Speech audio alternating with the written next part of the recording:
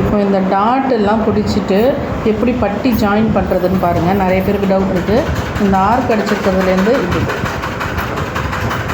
எடுத்துகிட்டு ஸ்ட்ரெயிட்டாக ஒரு முக்கோணம் தான், வளைவாலாம் அடிக்கக்கூடாது. இப்படி வளைவாலாம் அடிக்கக்கூடாது. இப்படி ஸ்ட்ரெயிட்டாக இங்கே வச்சிங்கன்னா இதுலேருந்து ஸ்ட்ரெயிட்டாக வரணும்.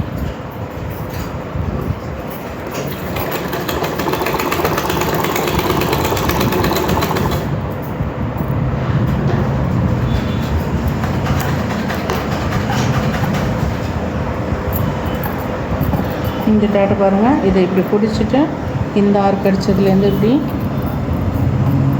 இது இந்தளவுக்கு கொடுக்கணும். ஓகே, இந்தளவுக்கு 4 இன்ச்சில் வச்சு அப்புறமா தான் ஒரு சின்ன மெலிசாக அடிச்சுடுவாங்க. சில பேர் என்ன பண்ணுறீங்க, இங்கேயே அடிச்சிடுறீங்க. இப்படி நீட்டாக இப்படி அடிக்கக்கூடாது. இங்கே ஆரம்பித்து இப்படி நீட்டாக வரணும். ஓகேவா? அப்புறம் இந்த தேர்ட் டாட்டு, இந்த தேர்ட் டாட்டும் இது பாயிண்ட் பண்ணது மார்க் பண்ணது இப்படி பிடிச்சிட்டு இதை இப்படி எடுக்கணும். இதுவுமே கிராஸாக தான் வரணும் இப்படி. அப்புறம் ஒரு மெலிசா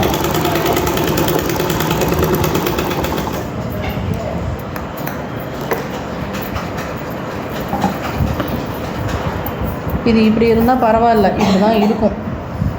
ஓகேவா? இப்போது இதில் வந்து பட்டி வச்சு காட்டுறேன் பாருங்கள்.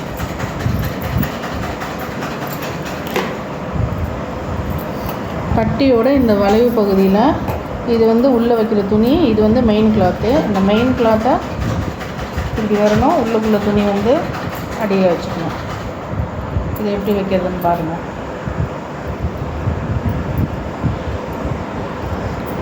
இந்த ஷார்ப் எட்ஜ் வந்து வெளியில், இப்போ இந்த பெண்டு இருக்கு இல்லையா, இதில் இப்படி பொருந்தி வரணும். இந்த வளைவு இப்படி பொருந்தி இருக்கணும். இப்படி இப்போ இந்த 3 கிளாத்து இந்த வளைவில் இப்படி பொருந்தி இப்படி 3த்தையும் இப்படி பிடிச்சிங்க இது வரைக்கும். ஓகேவா? பாருங்கள் எப்படி தைக்கிறேன்னு. இப்படி இந்த வி மாரி வருதுல, இது இடுக்கில் தான் நான் தையல் விட போகிறேன்.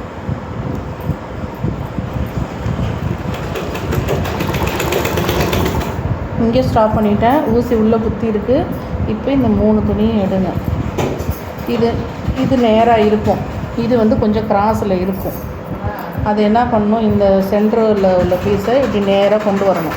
நேராக கொண்டு வரும்போது கொஞ்சம் சுருங்கும். அப்போ ப்ரெஷர் ஃபுட்டை மேலே தூக்கி விட்டுட்டு இப்படி மேலே ஸ்ட்ரெயிட்டாக வச்சிங்கன்னா சுருக்கம் இல்லாமல் இருக்கும். அப்புறம் இந்த டாட்டை வந்து இப்படி ஒரு மடிச்சுக்கணும். மடிச்சுட்டு அப்புறம் இந்த துணியை நேராக வைக்கணும். நேராக வச்சு ப்ரெஷர் ஃபுட்டரை கீழே இறக்கிட்டு நீங்கள் அப்படியே ஸ்ட்ரெயிட்டாக தைக்கணும். இந்த 3 துணியுமே ஒட்டுக்க இருக்கான்னு செக் பண்ணிங்க.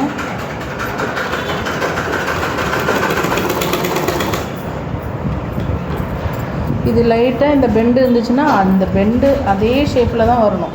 அதிலே பொருத்தி கொண்டு வரணும் துணியை. இந்த சென்டரில் உள்ள துணி தான் நமக்கு கணக்கு. ஓகேவா? இதை பாருங்கள். இந்த 3 துணி சரிக்கு சமமாக இருக்கணும்.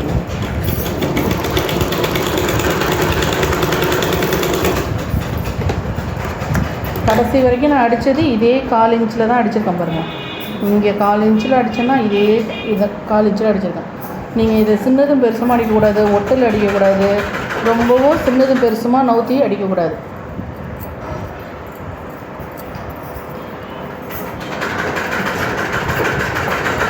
இப்போ பாருங்கள், இதில் இந்த ஷார்ப்பு வெளியில் நீட்டிடணும். இது வந்து நம்ம வெட்டி விடணும்.